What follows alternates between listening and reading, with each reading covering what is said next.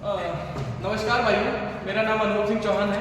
आज मैं एमबीए के अपने एग्री बैच के बारे में और साथ ही साथ उनके अचीवमेंट्स के बारे में कुछ मैं बताऊंगा। जैसा कि आप ये देख रहे हैं अमित टू एग्री, ये चैनल हमारे अमित राजपूत भाई का है।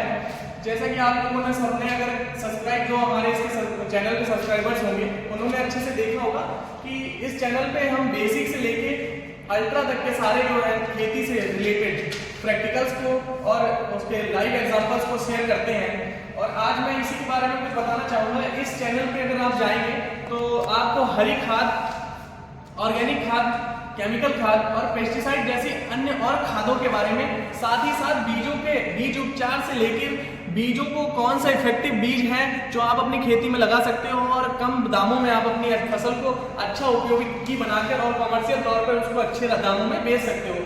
तो साथ ही साथ मैं बताऊंगा आज के जो इस वीडियो में जुड़ने वाले हमारे साथ में लोग हैं, एक अमित जी जिनका ये चैनल है, एक अनुभव जो कि आपके सामने खड़े हुए हैं, और एक उदित नारायण है हमारे, ये भी स्पेशलिस्ट हैं एग्री बिजनेस मैनेजमेंट से। ये सभी का आज लास्ट डे है तो सभी के साथ आपको मिलवाना चाहूंगा। साथ ही साथ आप देखिए ओम जी हैं, ये भी एग्रीकल्चर की एक रेप्यूटेड कंपनी में काम कर रहे हैं। निकिता जी हैं, ये भी बहुत well educated, well located company में है, जो अभी एचआर की पोस्ट पे एग्री बिजनेस से ही है। साथ ही साथ हम रामा यूनिवर्सिटी का भी थैंक यू करना चाहेंगे जिन्होंने हमें ये मौका दिया, यहाँ पर हम एक वीडियो शूट कर पा रहे हैं अपनी, और हमारा ये क्लास है अच्छा है। तो मैं पहले इनवाइट करना चाहूँगा मिस्टर उदित जी को, जो कि हमें थोड़ा सा गाइड करेंगे। नमस्कार दोस्तों, मैं उदित प्रताप सिंह आपको बताना चाहता हूँ पार्थेनियम घास के बारे में, जो आपने सुना होगा, जिसे हम कांग्रेस घास भी कहते हैं। जब हमारे फसलों में वो हो जाती है तो हम जल्दी उसे ख़त्म नहीं कर सकते हैं, क्योंकि उसका जो बीज है वो बहुत ही जल्दी प्रोग्रेस करता है, वो हमारी फसलों में से नहीं जाता है। और हम जो अपनी फसलों में जो भी हम देते हैं पोषक तत्व, वो घास हमारे जल्दी ऑब्जर्व कर लेती है, इसलिए हमारी फसल ज़्यादा अच्छी नहीं हो पाती है, बल्कि घास ज़्यादा अच्छी हो जाती है। तो उसे अगर ख़त्म करने का हम सीधा तरीका जानते हैं, उसे जड़ से उखाड़ कर किसी मिट्टी में दबा दें तो उससे खाद भी बहुत अच्छी बनती है, जो हमारे खेत में डाल रहे हैं तो उपजाऊ भी होती है। नमस्कार। ठीक है, धन्यवाद भाई साहब। मैं अगले गेस्ट अपने ओम नारायण जी को बुलाना चाहूँगा, जो अपना कोई भी एक एग्जाम्पल हमारे सामने शेयर करेंगे इस चैनल पे, ताकि उससे किसान भाइयों को थोड़ी मदद मिल सके। तालियां। नमस्कार भाइयों, मैं आप लोगों को शेयर करना चाहता हूं कि कैसे एक टेक्नोलॉजी, एग्रीकल्चर एक टेक्नोलॉजी यूज होती है। ठीक है, जैसे कि हम लोग बता रहे हैं कि डे बाय डे हम लोगों की सारी पेस्टिसाइड, सारे सीड्स होते हैं, उनके रेट बढ़ते जा रहे हैं। ठीक है, हम लोग इस चैनल के थ्रू, अमित टू एग्री के थ्रू, हम हमारी टीम पूरी आप लोगों को समझाएगी कि कैसे खेती करना चाहिए, कम कास्ट पे ज़्यादा प्रोडक्शन कैसे लें। ठीक है, एक्चुअली किस टाइम पे कौन सी दवा यूज करनी चाहिए। लाइक इस समय हम लोगों के टोमेटो का कल्टीवेशन चल रहा है, फ्रूटिंग का स्टेज है।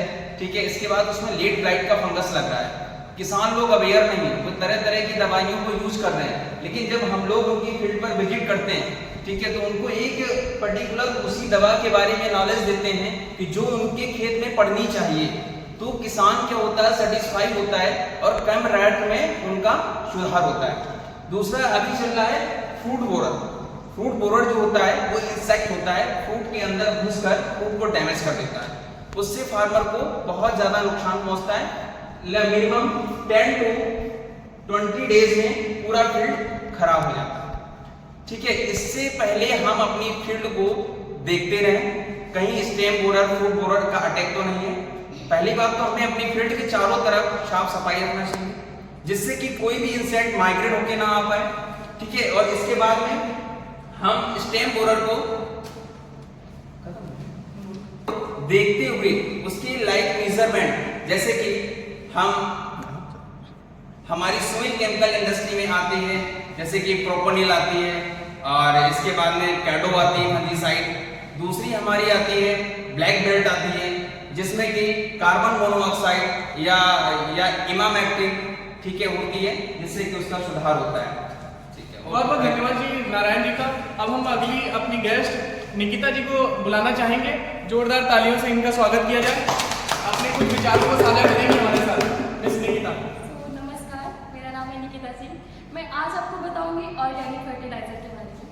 ऑर्गेनिक फर्टिलाइज़र हमें सबको यूज़ करना चाहिए, क्योंकि अभी जो बीमारियां चल रही हैं, ज़्यादातर लोग हॉस्पिटल में पड़े हुए हैं, तो ये चीज़ें डे बाय डे इंक्रीज होती जा रही है। तो हम सबसे रिक्वेस्ट करेंगे कि आप इस चैनल पे बने रहिएगा। आपको यहाँ से ऑर्गेनिक फर्टिलाइज़र कैसे करते हैं, क्या चीज़ें आगे हमें करनी है, उससे आपको डेवलप करना है। आप वही चीज़ें खाइए जो आपके लिए बेस्ट है, हम आपका बेस्ट चाहते हैं। तो प्लीज़ धन्यवाद निकिता जी का। मैं जोरदार दिग्गज खिलाड़ी जो इस मैदान के, जो इस चैनल के एक कर्ता धर्ता के रूप में बने हुए हैं, उनका जोरदार तालियों के साथ स्वागत किया जाए। अमित राजपूत जी का। Most welcome Rajput ji. आपकी वजह से कई सारे किसानों को कई सारे समाधान मिले हैं और मैं चाहता हूँ आप आगे भी इसको बढ़ाते रहें और जोरदार अपने ऐसे ही वीडियो लाकर हम लोगों को प्रोत्साहित करते रहें। तो आज हमारे अमित जी की ओर से 2-4 शब्द इस जो आज का वाकया हुआ है इसके ऊपर कुछ 2-4 शब्द और किसानों को एक ऐसी जानकारी दीजिए जो अभी तक आपके चैनल से हमारे किसान तक नहीं पहुंच पाई। मैं सर्वप्रथम सभी लोगों को धन्यवाद देना चाहूँगा जिन्होंने हमारे लिए इतना टाइम निकाला, और जो ऑडियंस है वो उनको भी मैं धन्यवाद देना चाहूँगा, क्योंकि इस सोशल मीडिया के माध्यम से आपको जानकारी देना, आप कमेंट बॉक्स के माध्यम से अपनी राय दर्ज कराना बेहद जरूरी है। इससे क्या होता है कि कम्युनिकेशन जो होता है बेहद अच्छा होता है, और क्या होता है कि सभी जो किसान है सभी जागरूक हैं और कुछ किसान जागरूक भी नहीं है। तो क्या है कि जो सही समय पर सही जानकारी लेना बेहद जरूरी है। जिस तरीके से किसान साथियों, अगर आपने सीड ट्रीटमेंट से लगा करके खेत की तैयारी और हार्वेस्टिंग टाइम तक अगर आपने हमारे यूट्यूब पे जुड़े रहे हैं और जो किसान जुड़े रहे हैं उन्होंने भी देखा होगा, अच्छा खासा रिजल्ट मिला होगा। तो मैं किसान साथियों सर्वप्रथम आपको यही जानकारी दूंगा कि हमारे पहले यूट्यूब चैनल को आप सब्सक्राइब कीजिएगा और कमेंट बॉक्स में अपनी राय दर्ज जरूर करवाइए, क्योंकि राय दर्ज करवाना बेहद जरूरी है। और जब आप हमें अपनी बात जरूर बताएंगे तो उससे क्या होता है कि हम समय समय पर आपको अपडेट देते रहेंगे और अवेयरनेस कराते रहेंगे, और हमारे जो अनुभव सिंह चौहान है वो अपनी राय बताएंगे और आपको कुछ मोटिवेशन जरूर बताएंगे, जिससे क्या होगा कि आप जब भी खेती करेंगे तो आप उससे हमेशा मोटिवेट रहेंगे, और जब मोटिवेट यानी मन लगा के जब आप खेती करेंगे तो पैदावार भी होगा और अच्छा भी फील होगा। आज बताते हैं अनुभव सिंह कैसे क्या करना चाहिए किसानों के लिए। तो सभी किसान भाइयों से सबसे पहले मेरा अनुरोध यह रहेगा कि भेड़ चाल आवश्यक नहीं है। हम कई वर्षों से खेती कर रहे हैं, अगर यदि हमारे पास इतना ही अगर ज्ञान है तब हमारी खेती में ऐसी बीमारियां क्यों आती हैं, ऐसी बीमारियां क्यों आती हैं? इसका ये रीजन है, हम जैसे कुछ आपके बालक समान हम जब एग्री स्पेशलिस्ट बन के आते हैं, अगर हम आते हैं उसको अच्छे से यूटिलाइज कीजिए। आपके हम दरवाजे पे आते हैं, आपके हम खेत में प्लॉट विजिटिंग के लिए आते हैं, तो आप वो जानकारी भी आप हमसे प्राप्त करने की कोशिश करिए जो अब तक आपको नहीं मिल सकती है। तो इस तरीके से क्या रहेगा, आपको जिस बीमारी के बारे में पूरा ज्ञान नहीं होगा हम उसको ज्ञान देंगे, तब अगली बार से क्या होगा, कम दवाओं का प्रयोग करके और उसको आप निवारण कर सकेंगे। किसान साहब, तो जिस तरीके से आप एक डॉक्टर के पास जाते हैं अपनी मर्ज के लिए, यानी हमें फीवर है, बुखार है या कोई अन्य बीमारी है, तो आप जब डॉक्टर के पास जाएंगे अपना चेकअप करवाएंगे, फिर मेडिकल से दवा लेंगे और कुछ दिन दवा खाने के बाद आपको रिलैक्स मिलेगा। उसी तरीके से हम लोग भी आपके पास आते हैं, आपके यूट्यूब के चैनल के माध्यम से जानकारी देते हैं, तो उस जानकारी को आपको सही समय पर लेना है, और अगर आप सही समय पर जब जानकारी आपको मिलेगी तो क्या होगा कि पैदावार भी बताएंगे। तो मेरा सर्वप्रथम थोड़ा सा ये कहना बचा है कि हर 3 वर्ष पे 3 से 4 वर्ष में मिट्टी की जांच अवश्य होनी चाहिए। तीसरा, हर तीसरे वर्ष में हमें हरी घास का प्रयोग, जैसे कि ढांचा है और भी अन्य हमारी घासें होती हैं जिनको बो के हम जोत सकते हैं। बताना चाहूंगा किसानों को हर 3 वर्ष पे अपनी मिट्टी की जांच, मृदा जांच करानी चाहिए। हर 3 वर्ष में हरी घास का प्रयोग करना चाहिए, जिसमें कि ढांचा प्रमुख तौर पे मैंने सुना है हर जगह आसानी से उपलब्ध हो जाता है और हो जाता है। जिसको जोत देना है 15 दिन में अच्छा खासा 30 दिन में आ जाता है, खेत जिसमें खाली रहता है, और उसको 15 दिन पानी भर के सड़ने के लिए छोड़ दे। इससे क्या होता है, हमारी नीचे जो, जैसे हम गन्ना करते हैं तो व्हाइट ग्रब की एक बीमारी आती है, व्हाइट ग्रब का 3 साल का सर्कल होता है, उससे हमें निजात मिलेगा, जिससे गन्ने की अगर जड़ कमजोर नहीं होगी तो हमें अच्छा उत्पादन मिलेगा। वही मक्के में आ जाते हैं, अगर सूढ़ी जो, जैसे हम सूढ़ी जो बोलते हैं अमेरिकन सूढ़ी वगैरह, ये सब जो है जड़ से अगर पौधा हमारा कमजोर नहीं है, हमारा शरीर अगर बच रहा है तो हम कोविड में भी खड़े रहे। कई सारे ऐसे लोग हैं जिनका शरीर अच्छा है, अंदर से इम्यूनिटी सिस्टम अच्छा है। इसी प्रकार से पौधे की जड़ से शुरुआत अच्छी है तो पौधा हमारा स्टेबल रहेगा।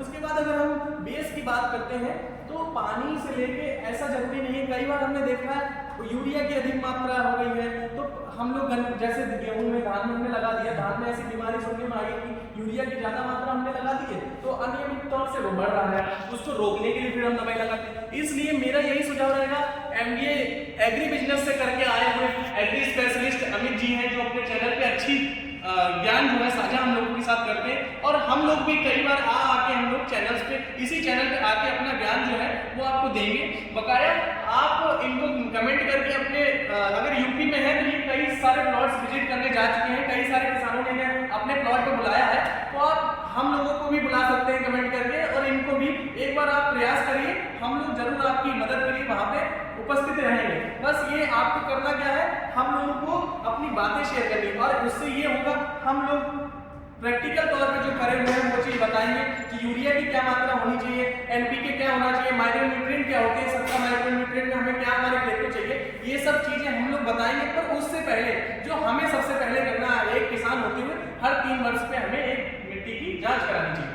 बस आज के लिए मैं इतना कहना चाहूंगा। बहुत बहुत धन्यवाद किसान भाइयों से जो हमारे साथ इतनी देर तक जुड़े रहे। बाकी अनुभव सर ने आपको बताया कि हर 3 महीने में मिट्टी की जांच करवाना चाहिए, तो उससे क्या होता है कि 3 वर्ष में जब हम मिट्टी की जांच करवाएंगे तो क्या होता है कि फसल चक्र भी अच्छी तरीके से अपना सकते हैं, क्योंकि फसल चक्र अपनाना बेहद जरूरी होता है। उससे क्या होता है कि अपने खेत में जो ताकत है, एनर्जी है, वो जनरेट होती रहती है।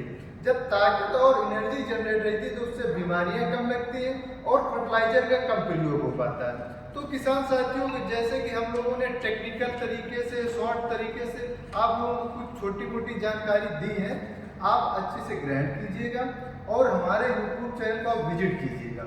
विजिट जब आप करेंगे तो आपको पता चल जाएगा कि कैसा सिस्टम है हमारे यूट्यूब पे, और हमारे लिंक्डइन पे जाइएगा और इंस्टाग्राम पेज देखिएगा और फेसबुक देखिएगा, जो कि हमने अपने जितने हमारे टीम मेंबर थे हमने उनका कमेंट बॉक्स में और हमने पेन कर रखा है इंस्टाग्राम ID और हमने फेसबुक ID और लिंक्डइन ID हमने सभी को मेंशन कर रखा। आप जिससे आपको जो क्वेश्चन पूछना हो आप पूछ लीजिएगा। जैसे कि हमारे सर हैं अनुभव सर, उनको अच्छा खासा सॉइल के आने यानी भूमि के बारे में अच्छा नॉलेज है, जैसे जिसे हम बोलते हैं मृदा विज्ञान।